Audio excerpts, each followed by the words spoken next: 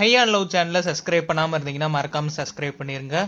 Hello all welcome to my channel. So இன்னைக்கு எபிசோடோட second promo வந்தாச்சு. செகண்ட் ப்ரோமோல கிளியரா தெரியுது ஆரி வெர்சஸ் பாலாஜி தான். ஆரி தான் ஃபர்ஸ்ட் ஸ்டார்ட் பண்றாரு. ஸோ ஆரி ஃபர்ஸ்ட் என்ன சொல்றாருன்னா, பாலாஜி தான் ஃபர்ஸ்ட் ஆரம்பிச்சாரு, 2 பேரும் ஸ்கெட்ச் போட்டேன், தூக்கி உள்ள வச்சுட்டு போயிட்டேன்ட்டு. ஆரி பேசிட்டு இருக்கும் போதே பாலாஜி உள்ளுக்குள்ள வந்து ஆரி நல்லா கதை எழுதுவாருன்னு சொல்றாரு. இதுக்கு கவுண்டர் அட்டாக்கா ஆரி